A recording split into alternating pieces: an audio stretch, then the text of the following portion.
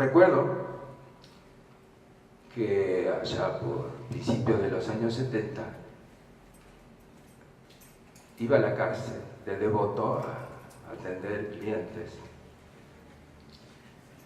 Y en algún momento, bueno, era como un salón y entonces venía un interno que hacía de mozo y servía un café y uno hablaba con el interno que uno venía a visitar. Hasta que un día llegué y habían hecho una especie de pasillos con rejas. Entonces, por un lado estábamos los abogados y por adentro venían los internos, una especie como de un pasillo, como si fuera que no sé, venían como enjaulados hacia los abogados y nos sentábamos uno frente al otro con rejas y además con unas paredes muy gruesas. Y yo recuerdo, un abogado joven en aquel entonces, que vino el que estaba a cargo de la cárcel, se llamaba Malric, y me dijo: ¿qué le parece, doctor, este cambio? Yo le dije: si usted me hubiera consultado antes, le daba la opinión, ¿ahora qué quiere que le diga? Ya están las rejas, están los muros, digo, al margen de la opinión previsible que yo podía tener sobre eso. Creo que el punto es que no se puede decidir sobre la vida de los otros si los otros no dicen qué les parece. Y tal vez quiero resaltar entonces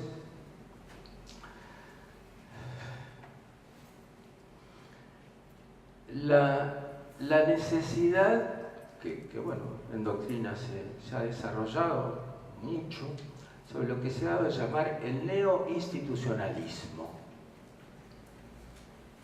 Instituciones hubo siempre, es decir,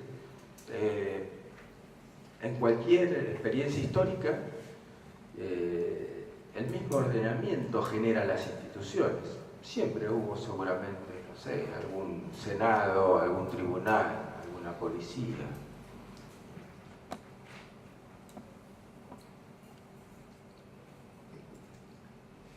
Pero las instituciones no son neutras.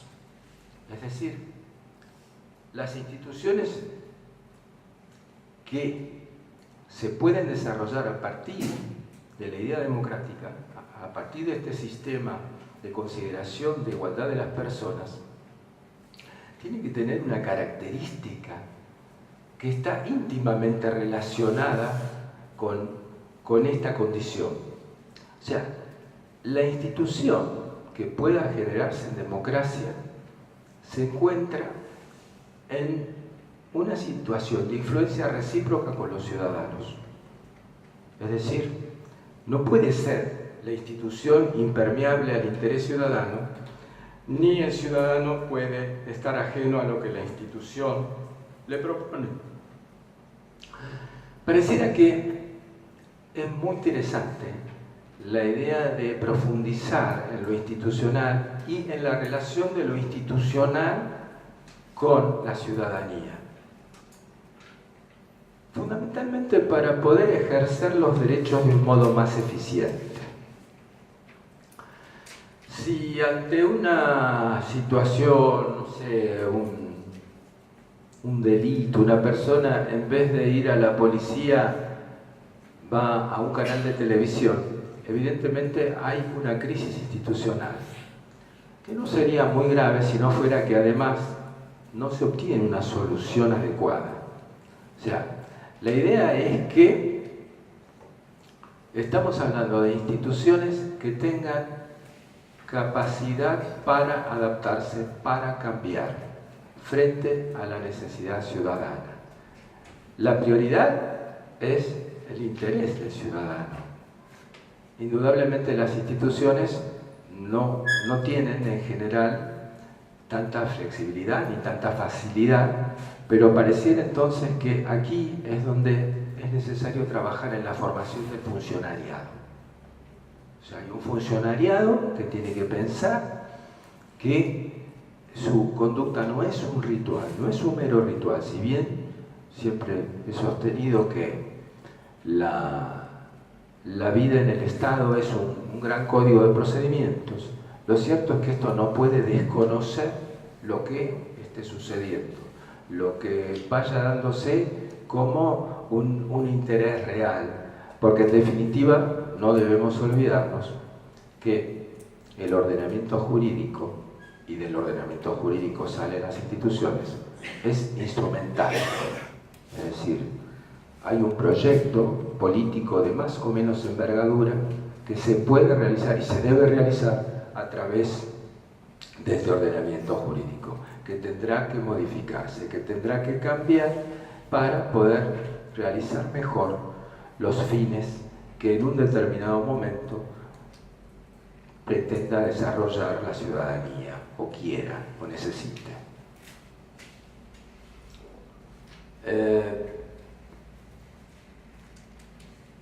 Otro tema que me parece importante y que seguramente se va a desarrollar a lo largo de este curso,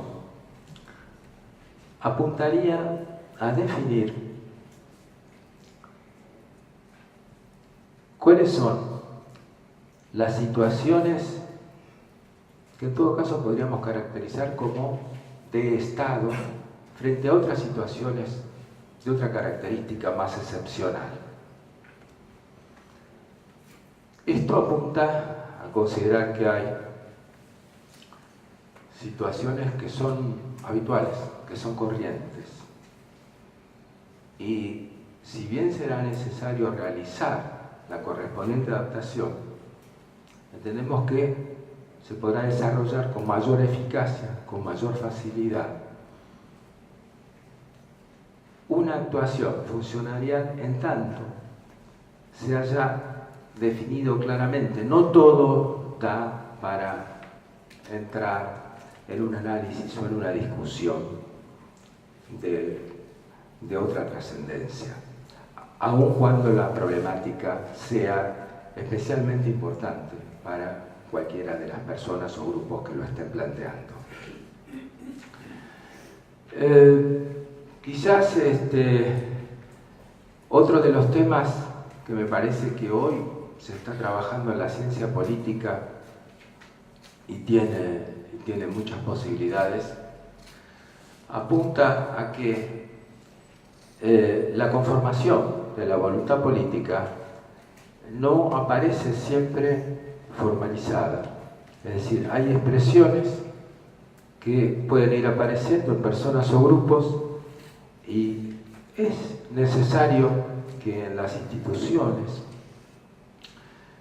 pueda desarrollarse en esa misma forma en que aludíamos a la cultura de la escucha, de la demanda, una cultura tendiente a escuchar y a percibir qué es lo que se está modificando, para buscar entonces el desarrollo de formas que puedan hacer que se satisfagan los intereses que en un momento dado se dan.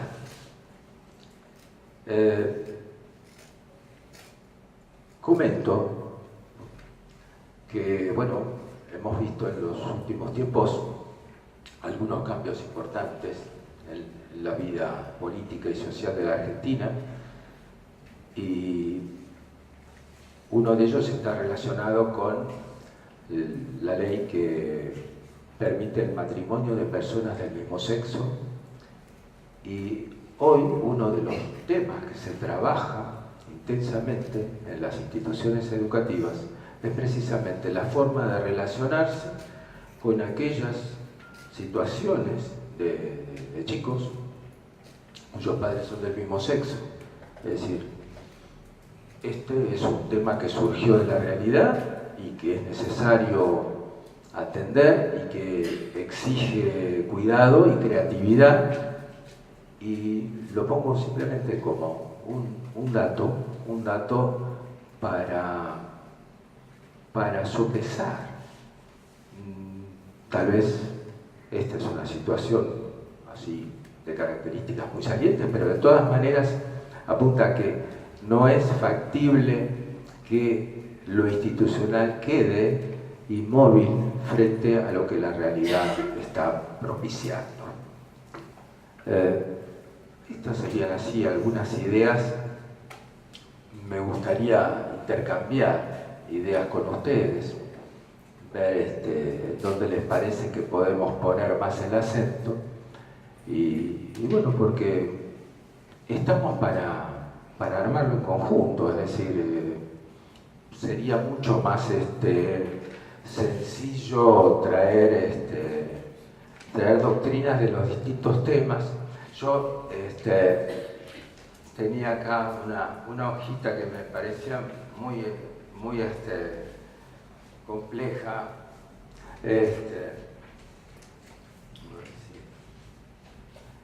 Hay un autor que se llama Marcel Prelot, un autor clásico, y entonces decía cuál era el objeto de estudio de la ciencia política, y tomando una lista de la UNESCO del año 1948 decía: teoría política e historia de las ideas, instituciones políticas, la constitución, el gobierno central, gobierno regional y local, administración pública, funciones económicas y sociales del gobierno, instituciones políticas comparadas, partidos, grupos y opinión pública, partidos políticos, grupos y asociaciones, participación del ciudadano en el gobierno y la administración, opinión pública, las relaciones internacionales, política internacional, el derecho internacional. O sea, el catálogo de posibilidades es enorme. Así que pareciera que es mejor que tratemos de ir abordando de a poco. La introducción de muchos temas creo que no convendría, es decir, quedaríamos a lo mejor en una posición superficial. También complementando un poco lo que decía acá nuestro programa de acción, les quisiera recomendar dos libros, es decir, hay una bibliografía clásica sobre todo esto que estamos viendo nosotros, como podría ser los textos de Savigny, de Touchard, pero digamos trayendo algo más nuevo, quisiera recomendarles como lectura un libro que se llama La muerte de la ciencia política, que es de un mexicano que se llama César Cancino, es del año 2008.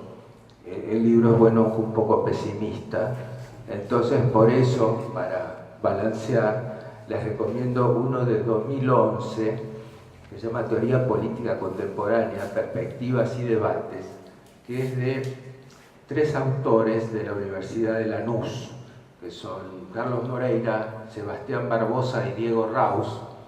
Este texto del 2011 es sumamente completo, actualizado, y plantea en todo caso la doctrina más enjundiosa sobre la temática que nos ocupa, y me parece que puede ser útil como una apoyatura. ¿Doctor, puede retirar los autores?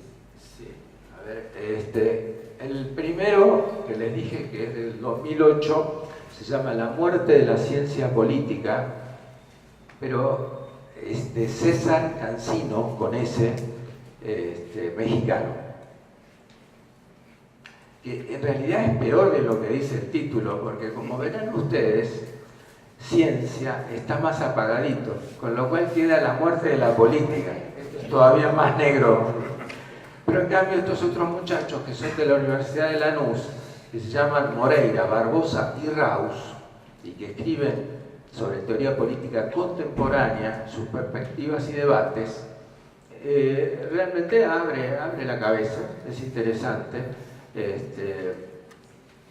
y tiene como virtud este texto que, si bien los autores tienen su pensamiento y cierta dirección de ese pensamiento, hacen un desarrollo lo suficientemente amplio como para que se pueda pensar por cuenta propia.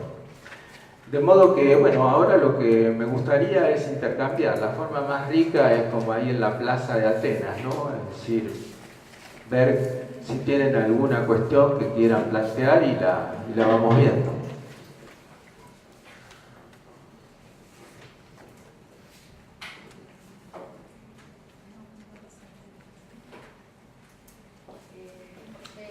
Dejamos descansar al doctor unos minutitos. No, yo quería retomar un poquito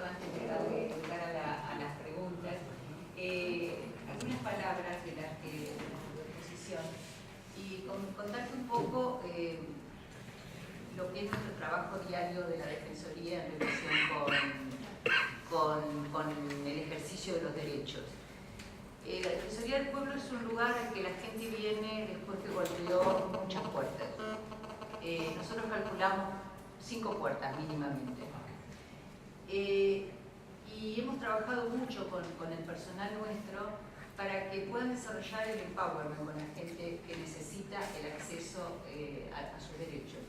Es una de las grandes preocupaciones de la doctora Pierini y de todo el personal, que la gente tenga realmente un acceso efectivo a derechos. Es decir, nosotros diferenciamos exactamente lo que es acceso a jurisdicción como acceso a la justicia y lo que es el acceso a derechos.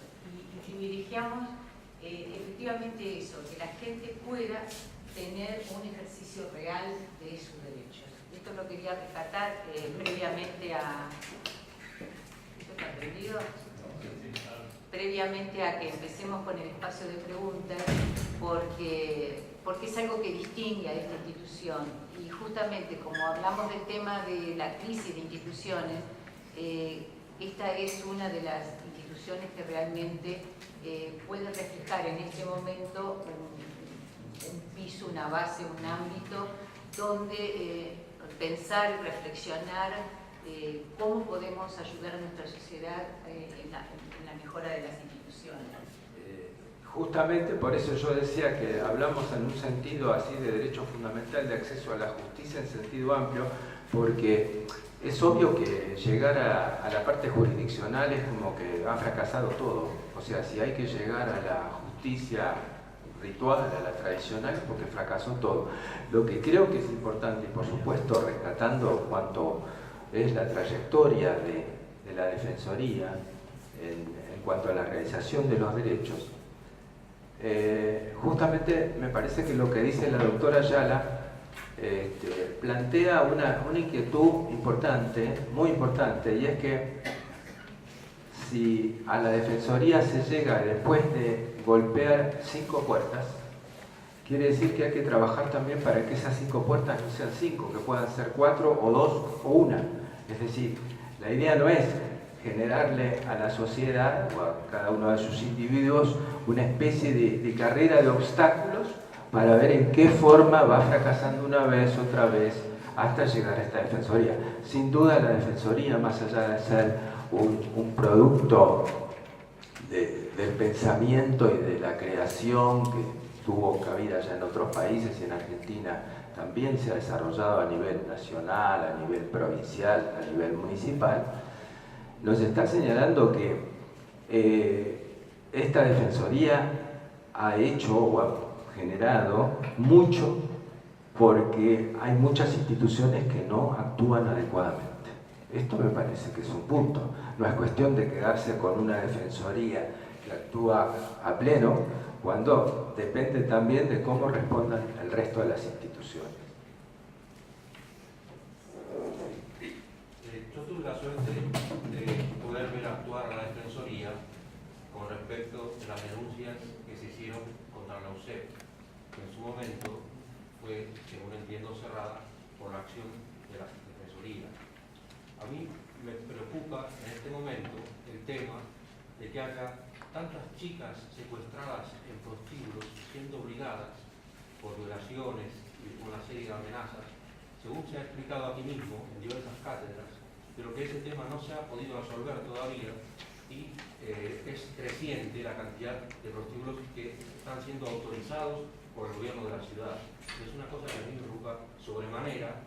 Hay denuncias realizadas, digamos, algunas con 680 direcciones de prostíbulos, y no hay forma de que se pueda lograr avanzar en este tema. Más que algunos casos espectaculares que tienen prensa, pero el resto, digamos, permanece en el anonimato y sin resolverse. Es una preocupación que debería, digamos, transmitir, porque más allá de que es la primera clase, en el primer momento, la primera pregunta, me da la impresión de que es algo que está pendiente. Sí, yo creo que bueno, usted plantea una temática francamente muy seria, muy difícil, no solo en la Ciudad de Buenos Aires, sino también en la Argentina, que ha generado una importante actividad de tipo institucional, inclusive hay a nivel federal una fiscalía especialmente dedicada a la temática de la trata, pero yo creo que, al margen de que también será necesario analizar qué hace cada institución en concreto, es una temática que está muy ligada a una situación delictiva, en donde la intervención corresponde a los organismos que tienen que detectar eso y a la justicia que tiene que investigarlo. Por eso creo que es como un tema que está mucho más centrado en algo específico de carácter delictivo. Disculpe. No estoy impresionado que habla teniendo mal el tema específico, ¿no? Muy interesante la introducción que hizo. Me queda dando vuelta con el tema de la participación, si hay interés de participar de parte de la gente. Realmente que existe el interés, pero también esto lo ato a la creación de las instituciones, ¿no? Después que se va dando el ordenamiento jurídico. Hay cuestiones que aparentemente las instituciones van por detrás del interés de la gente. Primero la gente plantea el interés y crea una institución para ese interés, ¿no? Aparentemente hay como un principio de crear un organismo, supongamos en un determinado caso, como una institución, por un interés de la ciudadanía o de la gente, más allá del interés electoral que pueda haber como ciudadano, ¿no? La participación en sí de la condición ciudadana, digamos, ¿no? Pensarlo desde el principio, de la educación, de la participación en sí mismo, ¿no? De donde puede ser de instituciones, de la educación desde la primaria, de cuestiones, ¿no? Más allá en lo teórico, en lo práctico. La condición ciudadana, yo creo que eso llevaría a nosotros tener otro tipo de instituciones, porque nosotros de alguna manera u otra tendríamos una participación directa, ¿no? Porque sabríamos de nuestros derechos como ciudadanos, y plantear el tema o replantear el tema de las representaciones, porque no podemos esperar cada 2 años para elegir a alguien que nos represente. En definitiva, después termina decidiendo. Usted hace rato decía, no podemos hacer, no me preguntes a mí qué es lo que voy a hacer porque ya lo hiciste, ¿no? Nosotros tenemos la representación mediante los legisladores y ellos en 2 años hacen, pero nos consultaron, porque nosotros no sabemos como ciudadanos los mecanismos, o el ciudadano común no sabe los mecanismos para la participación directa o el seguimiento de estas políticas. Claro, en su pregunta, reflexión, hay un montón de cosas, ¿no? Yo, una cosa que me parece que no está del todo bien es el armado de una institución para un problema. A mí me parece que nosotros tenemos que tratar de optimizar la actividad de las instituciones. Una institución no puede decir, esto no me toca a mí, yo no tengo nada que ver. Ese es un principio. Pero, por otra parte, sin duda, y uno de los aspectos que el programa trabaja especialmente, es la idea de la comunicación a la sociedad sobre cuáles son sus derechos y cómo los puede ejercer. Yo creo que ese es un capítulo fundamental. O sea, hay un déficit de formación y un déficit de información. Y por supuesto que me parece central el tema de trabajar permanentemente en el proyecto educativo para tratar de generar una ciudadanía, porque en definitiva creo que en eso no andamos demasiado bien.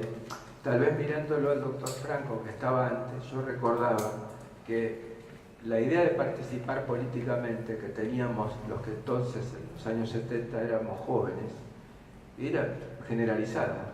En cualquiera de los sitios que uno estaba bien, es decir, mostraba el interés particular que cada uno tenía en intervenir. Ahora yo creo que no es exactamente así.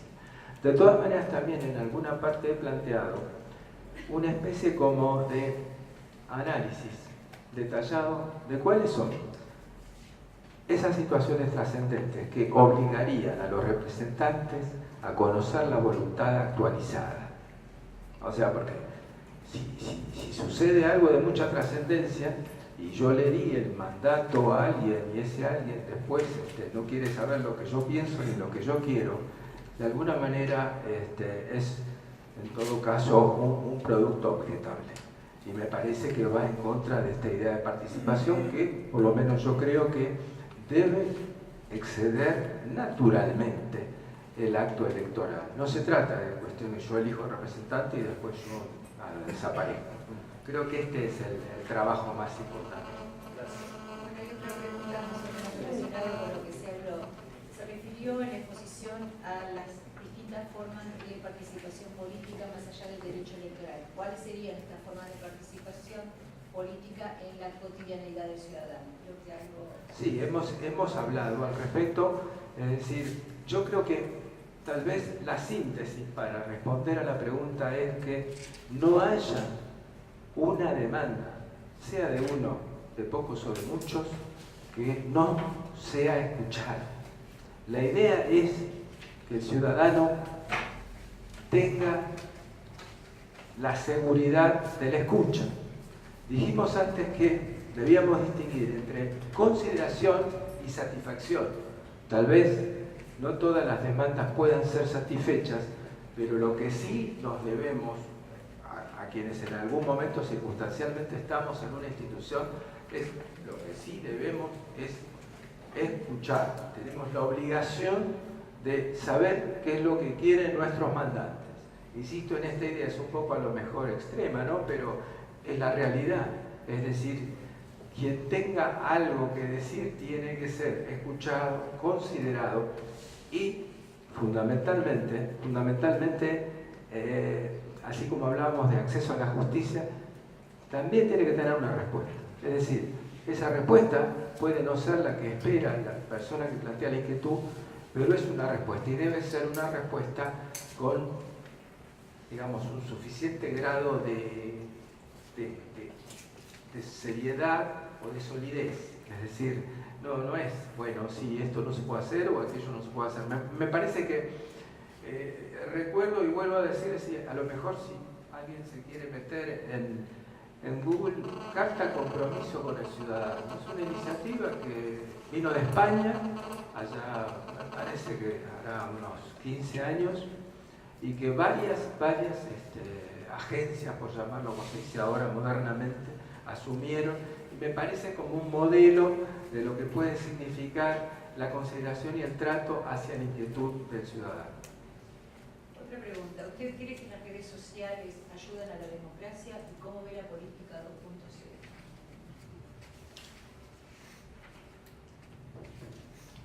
Tengo un problema generacional, sí. Yo también, yo tengo Facebook y todas esas cosas, ¿no? ¿Por qué lo tengo? Mejor no lo explico, sería como lastimoso. Pero digo, creo que sí, por supuesto que el estar integrado en redes sociales favorece la comunicación. De todas maneras, soy un tanto escéptico respecto al modo de relación que se genera a través de las redes, ¿no? Es decir, cuando a mí alguien me manda una solicitud de amistad, yo en general, si no es un enemigo jurado, le digo que sí. Es decir, pero después no cambia la vida. Es decir, yo no hago más nada con él, no salimos a tomar un café, nada. Es amigo de Facebook. Me parece que lo más interesante de las redes sociales quizás apunte a la transmisión de las inquietudes. Es decir, uno tiene como un espacio donde ve, tengo alguna antigua amiga muy jugada en la lucha de los derechos de la mujer, entonces ella, por ejemplo, en Facebook está permanentemente poniendo la problemática sobre a veces el trato discriminatorio de las mujeres, tanto en el ámbito social como en el laboral, es decir, es como importante o útil para conocer. Ahora, como mecanismo para pasar a la acción, creo que tiene más un cierto ritual, es decir, como pasa con todo este tema de la cultura audiovisual, me parece que queda muchas veces en el ámbito virtual. Y de lo que se trata es de pensar en ciudadanos reales, con problemas reales, e instituciones que sean capaces de poder analizar y desarrollar una respuesta. Tenemos otra pregunta más. ¿Cómo podría revertirse la falta de utilización de las herramientas de participación directa o indirecta? En realidad, el tema... O sea, hay un tema que tiene que ver con la educación. Es decir, pareciera que uno de los aspectos más importantes es trabajar con los niños y trabajar en las escuelas y en distintos organismos para que el tema de los derechos del ciudadano sea internalizado, sea considerado y vivido como interesante. De todas maneras estamos en una época compleja donde no solo en la Argentina sino también en otros lugares del mundo hay como una especie de retorno a un individualismo, pero no creativo, sino que tiene que ver más con el aislarse. De alguna manera hay mucha gente que manifiesta un gran desinterés por los problemas. Es decir, una de las cuestiones que a mí personalmente me preocupa de la contemporaneidad es la escasez de proyectos colectivos. Es decir, a veces uno dice, ¿en dónde se puede percibir que nosotros, por ejemplo, formamos parte de una nación? Y es un poco complicado, a veces pareciera que no sé, se puede limitar a ver al seleccionado de fútbol, ¿no? La idea es que volver a participar de proyectos colectivos me parece que apuntaría así a un mejoramiento, porque es como que si las iniciativas quedan solo como arrestos individuales, tienen menos posibilidad de generar cambios. Pero es una temática que creo que por ahora acá no se excede. Hay una pregunta más que no sé si la querían contestar ahora o después mandar material o mandar algo que mandemos por mail. ¿Cuáles serían los autores que plasman el neoinstitucionalismo y cuáles serían los países o estados modelos de este tipo de instituciones a nivel local y nacional? Bueno, sí, les voy a mandar en todo caso por mail una bibliografía que me parece que puede ser útil.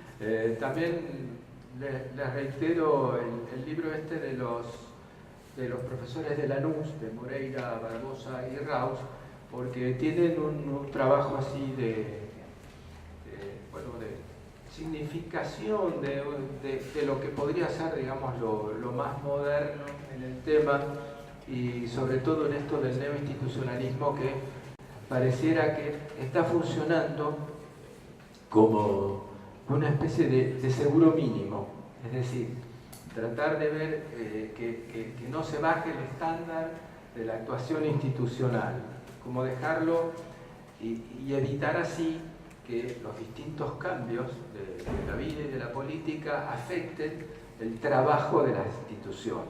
Es decir, me parece que por ahí se está trabajando. Es decir, que bueno, hay cosas relacionadas con la economía, con la salud, con la educación, que bueno, se supone que bueno, se podrán mejorar, pero no dejarán de ser temas de interés. Y por lo tanto, en la medida que la institución se va fortaleciendo y se va mejorando, es conveniente encontrar la manera de que no desaparezca en todo caso, o que no quede diluida dentro de alguna iniciativa. Les voy a pasar la bibliografía, sí. Bueno, queremos Es una pregunta. Usted habló de una especie de disociación entre lo que sería la escucha al ciudadano y la satisfacción de lo que el ciudadano vaya a pedir.